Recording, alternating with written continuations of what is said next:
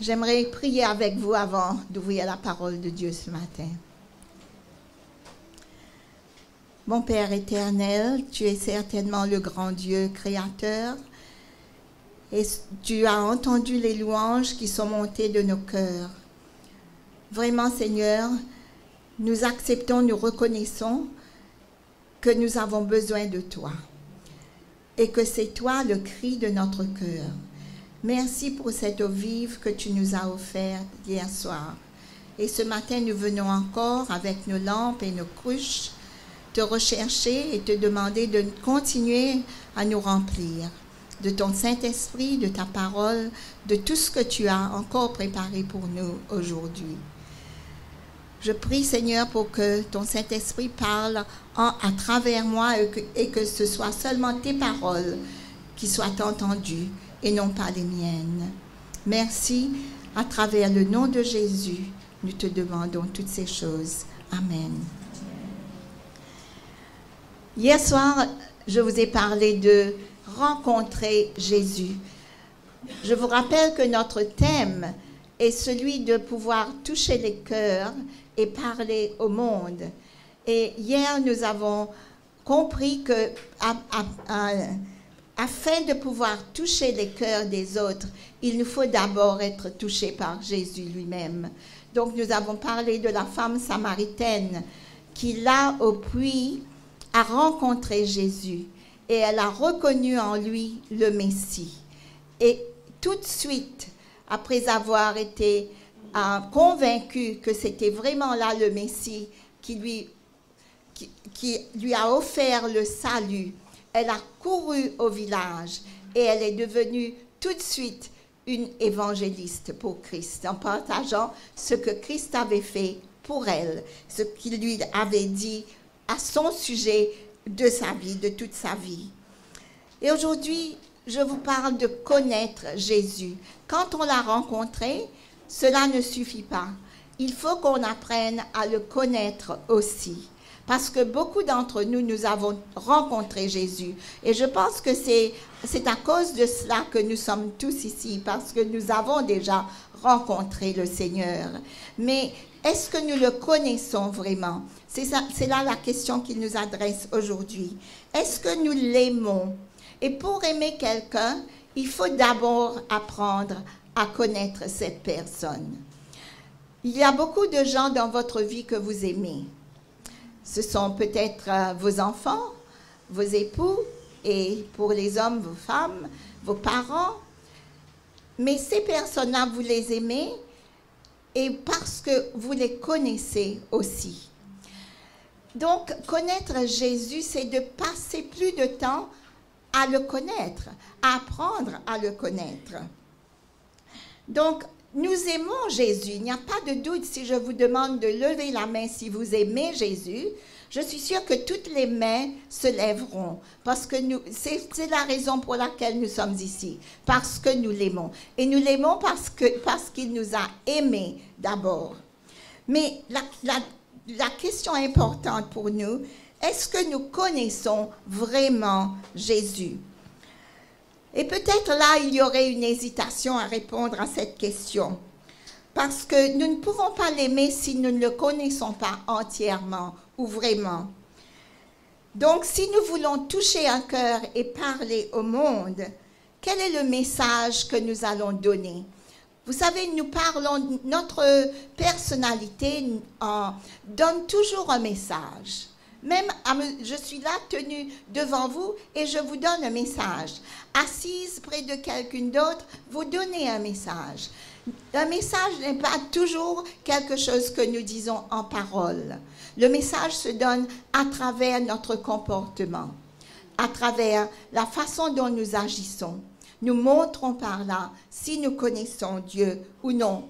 Et vous savez, c'est dans nos foyers même qu'il nous faut d'abord montrer que nous connaissons Jésus. C'est facile de montrer que nous connaissons Christ envers ceux qui ne le connaissent pas ou les étrangers et peut-être les personnes avec qui nous travaillons et les connaissances que nous avons. Mais réfléchissons dans nos foyers. Est-ce que ceux qui sont autour de nous, Est-ce qu'il voit en nous le Christ que nous connaissons ou que nous disons connaître? Mais il y a deux façons de connaître Christ. Il y a d'abord une façon intellectuelle et théologique. Et celle-là, les adventistes ont beaucoup cette façon de connaître Jésus. Nous le connaissons par ce qu'il est, ce qu'il a fait, toute son histoire et tous les faits à son sujet. Et nous le connaissons par toutes les doctrines que la Bible nous enseigne au sujet de Christ. C'est la façon dont notre cerveau connaît quelqu'un. C'est la façon dont notre cerveau exprime la connaissance de quelqu'un. Mais la deuxième façon de connaître quelqu'un, c'est la façon dont nous connaissons ceux qui nous sont chers. Nous savons ce qui les rend heureux. Nous savons ce qui les attriste. Nous savons comment leur faire plaisir. Nous savons ce qu'ils aiment et ce qu'ils détestent. Nous connaissons tout de leur caractère et de leur personnalité. Et là, c'est la façon de connaître quelqu'un par le cœur. Dans notre marche avec Dieu comme ses enfants, comme chrétiens, est-ce que nous nous arrêtons quelquefois ou tous les jours afin de méditer sur la connaissance que nous avons de Jésus? Quand nous partageons avec les autres cette connaissance, quel genre de connaissance est-ce que nous donnons de Jésus? De quoi parlons-nous? De la connaissance du cerveau ou de la connaissance du cœur? Est-ce que nous parlons du fait qu'il a quitté le ciel comme Fils de Dieu, laissant derrière toute sa gloire, sa majesté et son royaume, pour devenir Fils de l'homme, humain comme nous, afin que par sa vie parfaite et son sacrifice sur la croix, il nous apporte le pardon de nos péchés, le salut et la vie éternelle? Ce sont certainement des choses importantes que nous devons partager avec les autres. Mais si nous nous arrêtons là seulement, il y a quelque chose qui manque. Avons-nous quelque chose de plus personnel à partager? Pouvons-nous raconter ce que Jésus a fait pour nous personnellement? Comment il marche chaque jour avec nous? Comment il nous parle? Il nous aide. Il vit en nous par son Saint-Esprit. Il nous aide à avoir une relation avec lui qui grandit de jour en jour. Posons-nous la question aujourd'hui. Est-ce que notre marche avec Christ aujourd'hui est différente de l'année dernière ou même de la semaine dernière? S'il n'y a pas de progrès, il nous faut nous demander pourquoi. S'il n'y a pas de changement, pourquoi? Combien de temps avons-nous passé ou passons-nous à connaître ce Jésus que nous croyons aimer?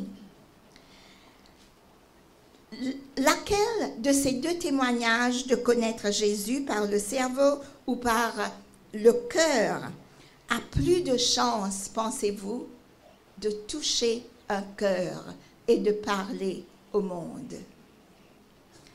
En somme, la connaissance mentale et théologique et intellectuelle de Christ est certainement nécessaire. Il nous faut connaître tout ce que nous pouvons à son sujet, mais nous arrêter là ne suffit pas. Prêcher les faits de la vie de Jésus seulement ne vont jamais suffire à amener quelqu'un à la croix.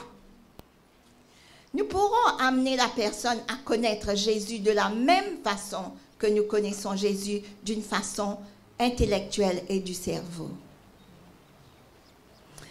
Et ce qui m'attriste dans notre Église, c'est que beaucoup, et je crois que c'est là le fardeau de Christ, beaucoup le connaissent seulement à travers le cerveau.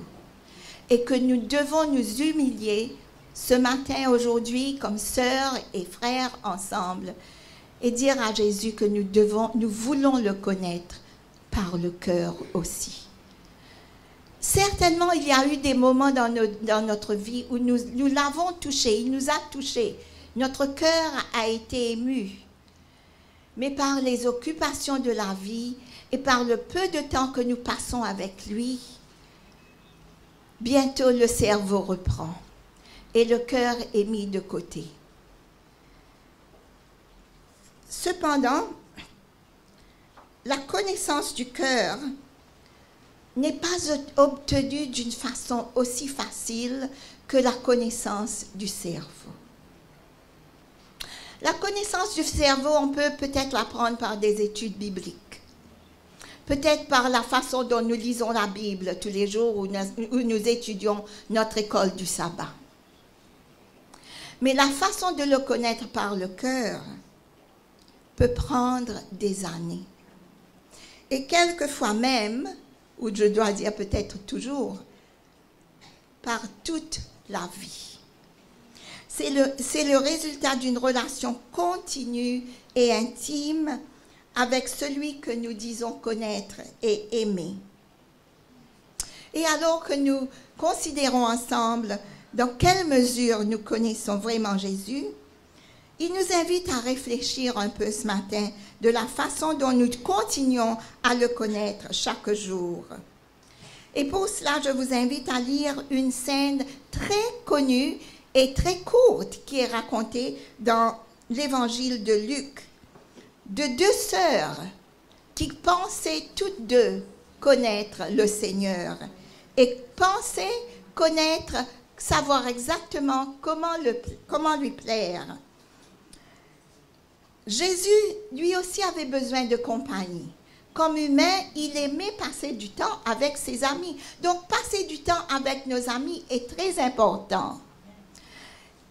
Donc, il nous faut, je ne sais pas ici, mais en Australie, nous avons ce qu'on appelle a coffee culture. Ça veut dire une culture de café, si vous voulez. Que les sœurs, les dames, plus que les hommes ne le font pas aussi souvent, elles se rencontrent souvent pour une tasse de café. Mais je dis café parce qu'on emploie le mot café. On n'a pas bien besoin de prendre une tasse de café ou de thé. On peut prendre une tisane, un chocolat, n'importe quoi. Mais c'est le fait de se rencontrer et d'être ensemble. Et ces rencontres, si on les met entre les mains de Jésus, au lieu d'être des rencontres pour seulement bavarder de n'importe quoi, elles peuvent être des rencontres où on s'encourage mutuellement, où on partage ce qu'on a sur le cœur et on ne juge pas, on ne se juge pas et on ne critique pas les autres, mais on parle de nos problèmes peut-être quelquefois parce qu'il y a des personnes qui ont besoin d'être entendues, d'avoir cette occasion de pouvoir parler et partager.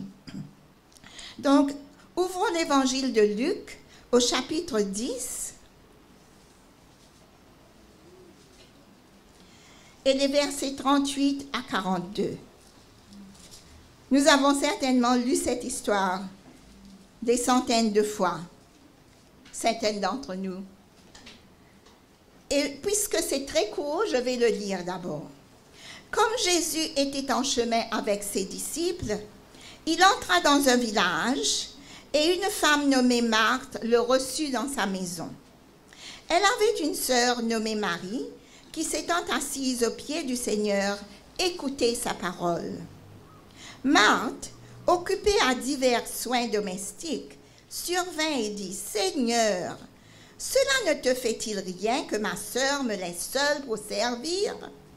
Dis-lui donc de m'aider. » Le Seigneur lui répondit, « Marthe, Marthe, tu t'inquiètes et tu t'agites pour beaucoup de choses. Une seule chose est nécessaire. Marie a choisi la bonne part qui ne lui sera point ôtée. » Nous avons ici deux sœurs, toutes les deux amies de Jésus. Et nous aussi ici, nous sommes tous les amis de Jésus. les deux le connaissant, ou croyant le connaître. En Marthe, nous voyons une personne avec le don d'hospitalité, que beaucoup d'entre nous ont aussi ce don, plein de désir de mettre la maison en ordre pour recevoir son invité, de préparer les petits plats qu'il aimait et de s'assurer de tout son confort. Il n'y a rien de mal à faire ça. Vous êtes d'accord? Elle mettait tout son effort à servir son ami. Elle le reçut dans sa maison, il nous est dit au verset 38. Elle le reçut. Donc, elle avait de la joie à recevoir Christ dans sa maison.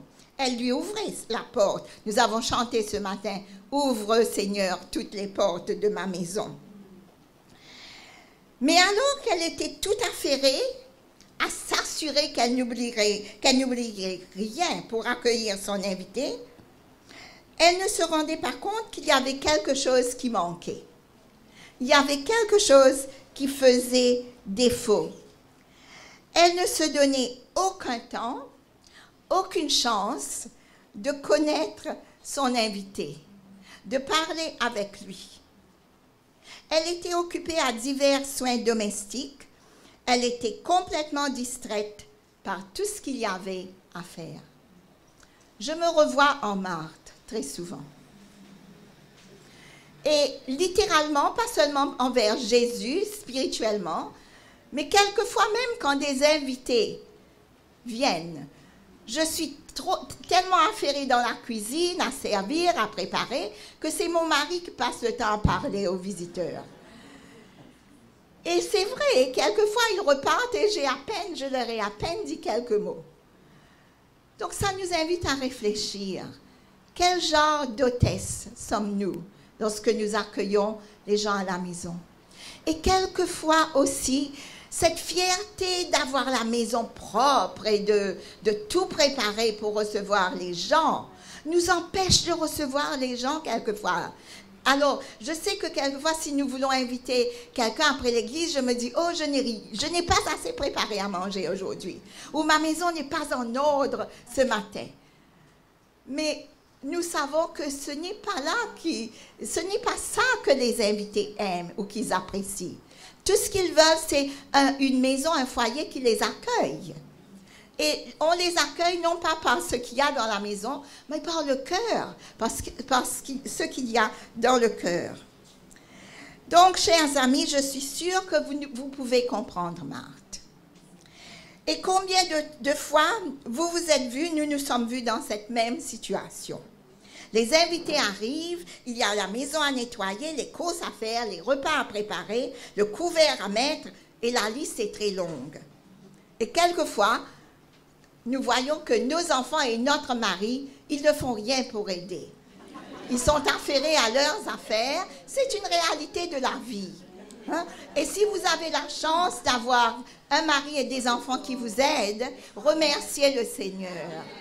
Parce que vraiment, il y a des maris qui sont là pour aider et qui sont avec la femme dans la cuisine à tout préparer à chaque fois. Mais vous savez, je me blâme un peu moi, parce que mon mari fait certaines choses, mais pas tout. Et j'ai tort, parce que au début même de mon mariage, lorsqu'il offrait à venir m'aider dans la cuisine, je lui disais non. Je lui disais non, je peux faire seule. Je peux tout faire, va-t'en. Alors voilà ce qui s'est passé. Donc, nous devons nous blâmer nous-mêmes quelquefois pour ce que nous récoltons par la suite. Donc, lorsque les invités arrivent, nous sommes dans la cuisine, nous sommes prises de panique. Le niveau de stress était très élevé. Donc, fatigués et frustrés, nous cherchons vite à ce moment-là quelqu'un pour nous aider. Nous appelons soit le mari, soit les enfants, et là, le thème de voix monte. Et nous leur disons, tu ne peux pas m'aider Et les pauvres, ils ne savent plus quoi faire. Et nous commençons à crier avec les enfants, leur disant, allez-vous-en, allez jouer. En bref, nous sommes Marthe. Et quand elle s'est écriée, Seigneur, cela ne te fait-il rien que ma sœur ne me laisse servir, seule pour servir? Nous comprenons exactement ce qu'elle dit et pourquoi elle l'a dit. Dis-lui donc, dis-lui de m'aider. Et elle croyait entièrement que Jésus allait être de son côté, que Jésus allait lui dire, mais oui Marie, va aider ta sœur un peu, que Jésus la comprendrait et il se rendrait compte de tout ce qu'elle avait à faire et qu'elle mettait beaucoup d'efforts pour le servir. Nous pouvons voir cela d'une façon physique, mais aussi spirituelle. Il y a beaucoup de membres dans l'Église qui sont si affairés à servir Dieu comme Marthe, qu'ils n'ont pas de temps à connaître Jésus. Il nous faut beaucoup prier pour les dirigeants de notre Église, pour nos pasteurs. Parfois, nous les critiquons, mais au lieu de critiquer, il nous faut prier pour eux. Parce qu'ils ont beaucoup à faire, comme nous avons beaucoup à faire dans la maison. Mais eux aussi, il faut qu'ils reconnaissent, et les dirigeants, ce ne sont pas seulement les hommes, ce sont aussi les femmes qui dirigent. Vous êtes des dirigeantes, vous aussi. Nous ne pouvons pas diriger et servir sans connaître Jésus. Parce que notre service à ce moment-là est un service vide, qui ne peut pas rapporter des fruits pour le service de Dieu. C'est pour ça qu'aujourd'hui, il nous donne aussi l'exemple de Marie. La pauvre Marthe, elle a dû être vraiment déçue et choquée lorsque Jésus lui a dit, Marthe, Marthe, tu t'inquiètes pour beaucoup de choses. Et peut-être, mettez votre nom, je mets mon nom, Aurette, Aurette. Tu t'inquiètes et tu t'agites pour beaucoup de choses. Calme-toi, une seule chose est nécessaire. Donc si, je ne sais pas si la traduction, on dit en anglais, notre assiette est pleine, notre plat est rempli. Ça veut dire qu'on a beaucoup de choses à faire. Peut-être que dans cette assiette, dans ce plat, il y a des choses que nous pouvons mettre de côté, qui ne sont pas vraiment importantes ou nécessaires. Et choisissons la seule chose qui est nécessaire. Je ne sais pas si Marthe a vraiment compris, si elle a appris, la Bible ne nous dit pas ce que Jésus voulait vraiment lui dire. Est-ce qu'elle a reçu la seule chose qui lui était nécessaire? Peut-être que oui. À la mort de Lazare, elle a certainement réagi d'une autre façon. Donc, on espère qu'elle aussi, elle a trouvé du temps à connaître le Seigneur. Mais maintenant, regardons Marie. Au verset 39, il nous est dit, Marthe avait une sœur nommée Marie qui s'était assise au pied du Seigneur, écoutant sa parole. Si nous comparons l'attitude de Marie envers celle de Marthe, Marie est toute calme, complètement détendue, se nourrissant avidement des paroles du Christ. Elle appréciait sa compagnie. Elle lui donnait toute son attention. Et vous savez un peu l'histoire de Marie. Jésus l'avait délivrée. Donc, plus tard, aujourd'hui, au cours de la journée, nous reviendrons à Marie pour voir pourquoi elle passait autant de temps avec le Seigneur. Pourquoi elle aimait ce Sauveur de tout son cœur. Et quelquefois, comme femme, lorsque nous avons lu cette histoire de Marthe et Marie, je sais quand j'étais plus jeune, je me disais que Marie, c'était une paresseuse, qu'elle ne voulait pas aider sa sœur, et donc c'était plus facile pour elle de s'asseoir et d'écouter. Mais Jésus nous donne une toute autre leçon.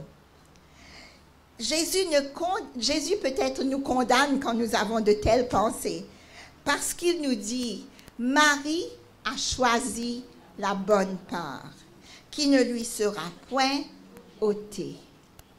Vous savez quelle est cette bonne part? C'est la parole de Dieu.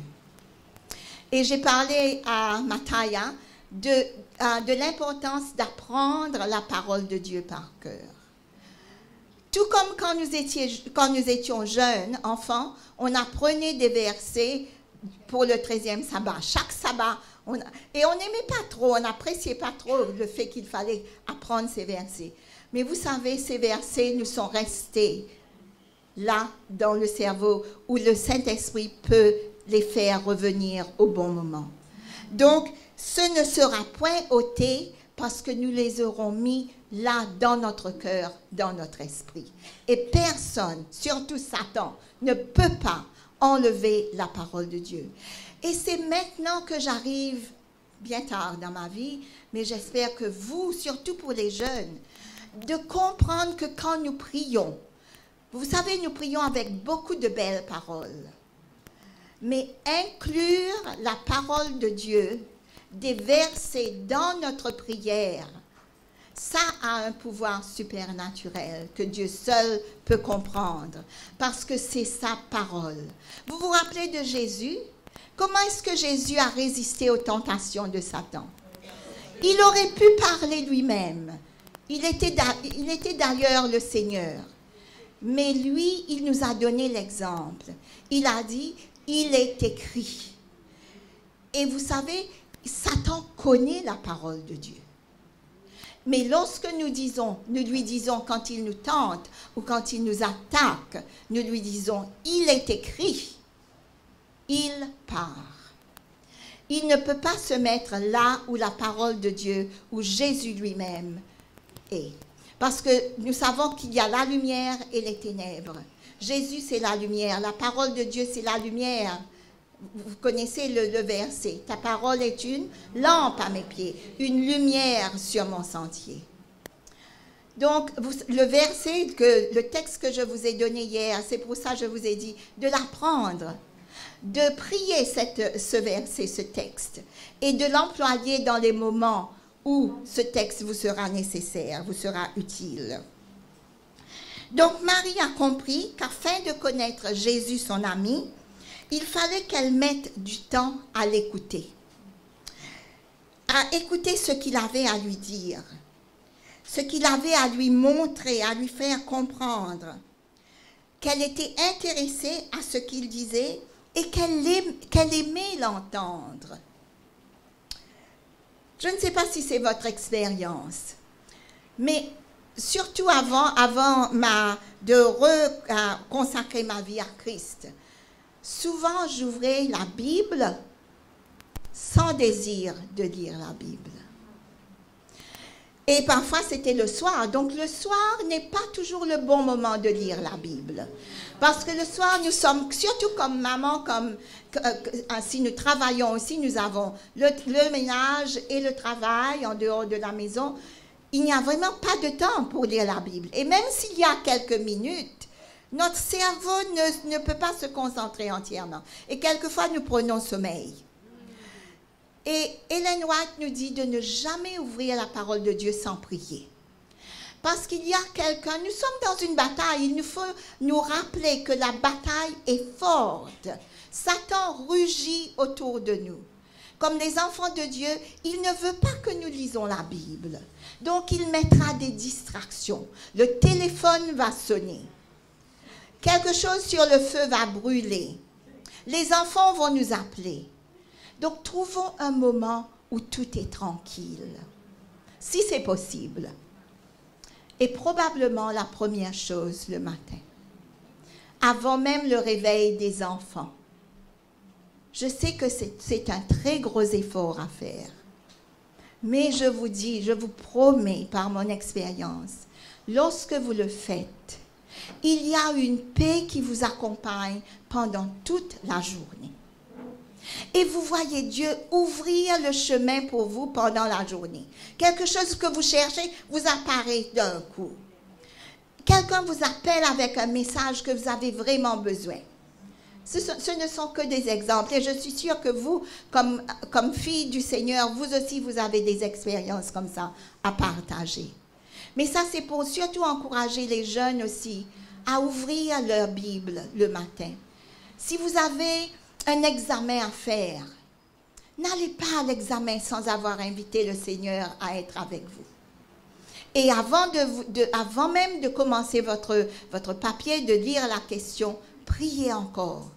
Parce que vous avez quelqu'un avec vous que les autres peut-être n'ont pas.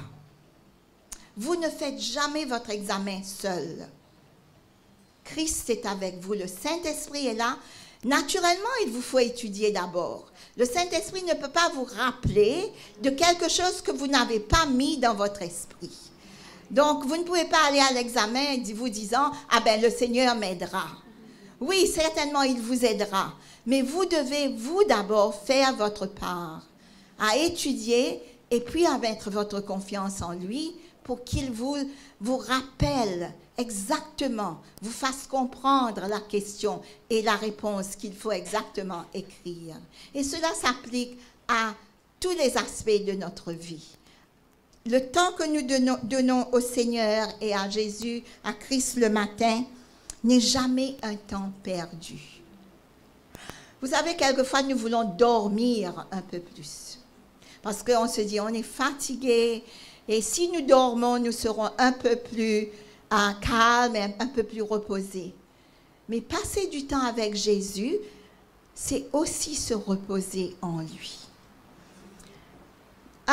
Le monde séculaire est maintenant un monde qui est très intéressé à la santé.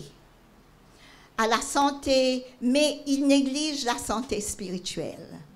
Ils mettent beaucoup d'accent sur la santé physique et la santé mentale, et même la santé émotionnelle. Mais malheureusement, certains ne comprennent pas qu'il y a aussi en nous un côté spirituel qui a aussi besoin d'être nourri. Mais si nous pouvons donner à Dieu tout notre corps, notre être entier, spirituel, mental, physique, émotionnel et tout, Dieu agira d'une façon miraculeuse pour nous. Donc, comme Marie, qui a compris comment connaître son Seigneur, et nous la voyons plus tard, cette même Marie, oindre les pieds de Jésus. Et la tête, dans certains textes, il nous est dit la tête aussi de Jésus. Et de Jésus de commenter à son sujet qu'elle a d'avance embaumé mon corps pour la sépulture. Marie avait compris des choses au sujet de Jésus que les disciples ont mis beaucoup plus de temps à comprendre. Pourtant, ils étaient avec Jésus pendant 3 ans et demi. Et nous voyons Marie à la résurrection, au tombeau, à la résurrection le matin. Et vous savez à qui Jésus est apparu le premier? À elle-même. Donc, quel est le message que nous tirons pour nous qui croyons connaître et aimer Jésus? Il revient bientôt, il n'y a pas de doute. Et nous le prêchons, nous le croyons, et nous savons aussi qu'il y a beaucoup de cœurs à toucher et de personnes à qui parler de lui. Mais quel message allons-nous leur donner? Ou quel message nous leur donnons? Parce que nous faisons de l'évangélisme continuellement par la façon dont nous nous comportons et la façon dont nous parlons. Comment témoigner de quelqu'un que nous ne connaissons pas personnellement? Nous sommes souvent des Marthes, mais Jésus nous invite d'abord d'être des Maries. Je pense que si j'avais été une Marie d'abord, avant d'être Marthe, le rôle de Marthe n'aurait pas été difficile. Je n'aurais pas souvent trouvé le rôle de Marthe trop lourd à porter. Parce que Jésus l'aurait porté, m'aurait aidé dans mon rôle de Marthe. Ce n'est pas suffisant pour nous de venir chaque sabbat à l'église et d'entendre la parole de Dieu. Je pense que même le court moment que nous passons à apprendre, parce que beaucoup d'entre nous faisons notre vigile matinale et nous faisons notre école du sabbat. Certainement, cela vaut mieux que rien. Mais connaître Jésus, c'est réfléchir et méditer un peu plus sur sa parole.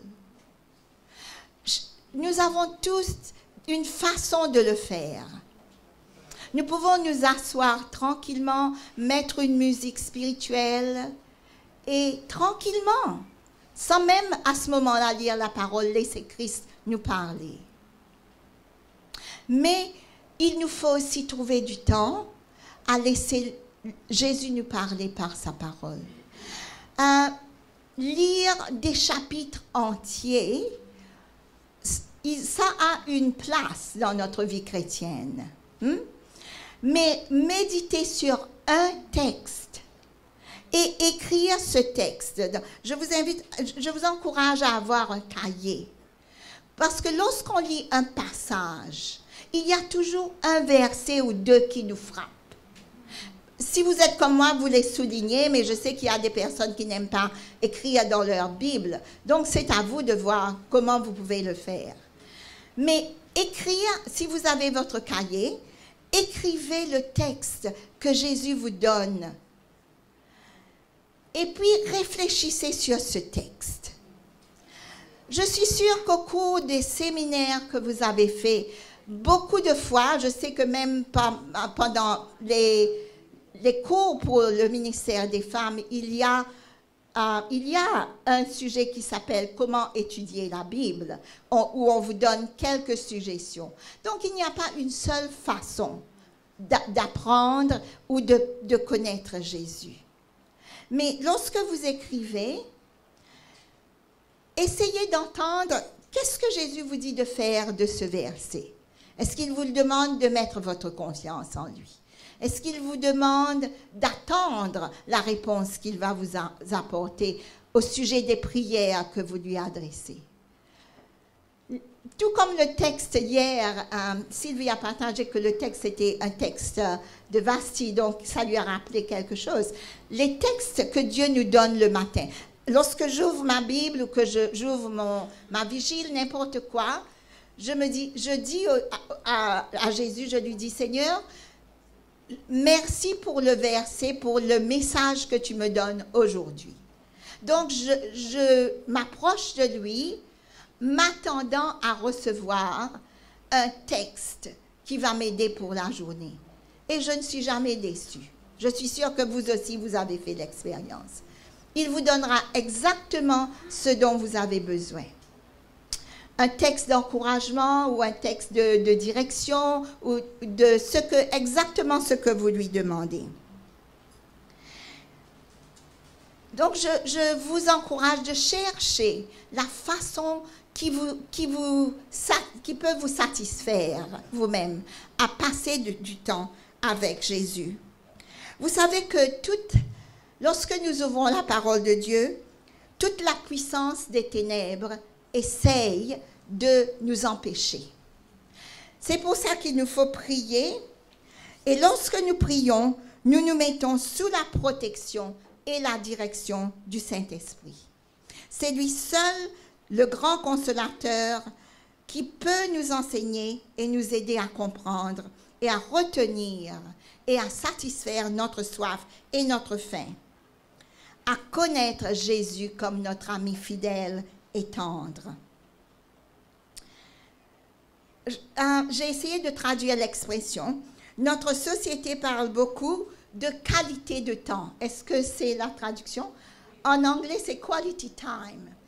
Et on encourage les parents à passer de cette qualité de temps avec leurs enfants. On encourage les époux à passer de ce temps ensemble, à se connaître. Parce que quelquefois, on est tellement occupé qu'on n'a pas de temps de sortir, d'aller prendre un repas ensemble, de faire quelque chose ensemble. Et même pour les parents, quelquefois, on sort avec tous les enfants, mais quelquefois, prenez un enfant et passez un peu de temps avec cet enfant. La prochaine fois, ce sera le tour d'un autre enfant. Mais passez du temps à le connaître, à l'entendre, à l'écouter. Parce que les enfants, surtout quand ils deviennent des teenagers, ils n'ont pas beaucoup à nous dire. Et même on leur pose des questions, on a simplement des murmures.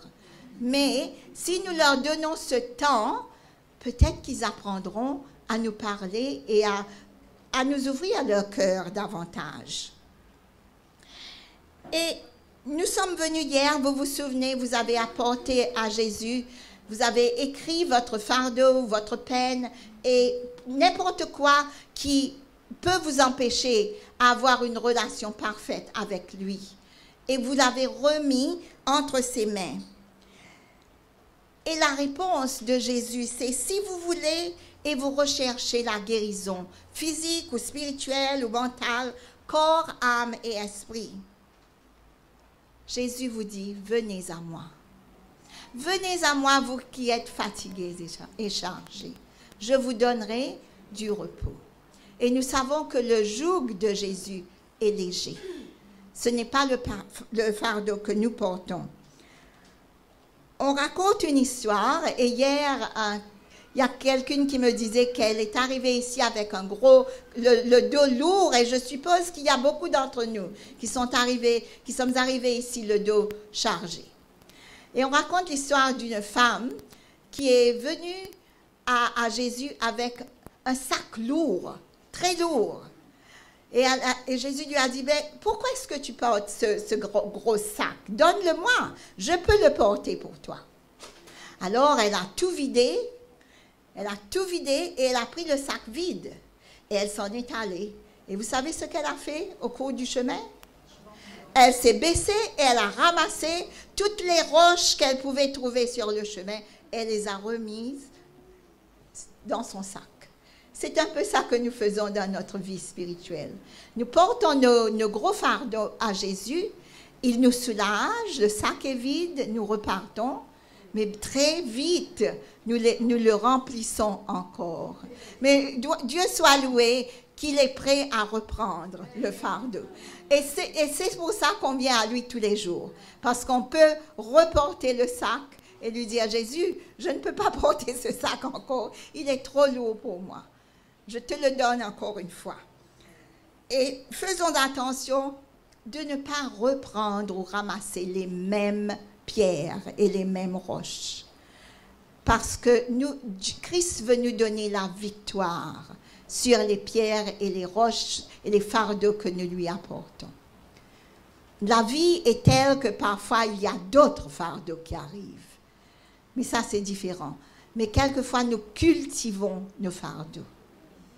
Et là, c'est à nous de répondre pour nous-mêmes. Vous savez, nous, comme femmes, nous cultivons nos fardeaux quelquefois simplement pour avoir un peu d'attention. Mais toute l'attention de Jésus nous est donnée. Nous n'avons pas besoin de l'attention des autres, vraiment, si nous dépendons de l'attention du Christ, parce que son attention nous suffit. Si vous avez besoin aujourd'hui de force et de courage, de victoire sur les tentations, les faiblesses, passez du temps avec Jésus. Est-ce que nous avons aujourd'hui la même faiblesse que nous avions l'année dernière? Ah bien, regardons pourquoi avons-nous repris et pourquoi est-ce que nous sommes retombés dans les mêmes faiblesses, dans les mêmes tentations. Parce qu'avec Jésus, il y a toujours la victoire. Et cette victoire, nous devons la prendre et croire en cette victoire. Et c'est pour ça les versets de la Bible. Nous réclamons la victoire de Christ dans notre vie. Il vit en nous. Il n'est pas au ciel seulement. Il n'est pas resté loin de nous. Il nous dit, il a dit à ses disciples, je reviendrai, je serai en vous, avec vous. Donc nous avons là une force. Et quelquefois nous oublions cette force et nous dépendons de nos propres forces. Et c'est pour ça que nous sommes faibles. Si vous faites face à des situations trop pénibles et trop difficiles aujourd'hui, restez assise aux pieds de Jésus. Si vous vous sentez découragé et déprimé, ou vous avez du chagrin et de la peine, trouvez du temps pour être avec Jésus. Et je suis contente que c'est ce que nous faisons ce week-end. Nous passons du temps avec lui. Ce n'est pas avec moi, c'est avec lui, parce qu'il est avec nous. Mais lorsque nous repartons dans nos foyers, que les activités reprennent, c'est là qu'il faut vraiment faire et trouver du temps.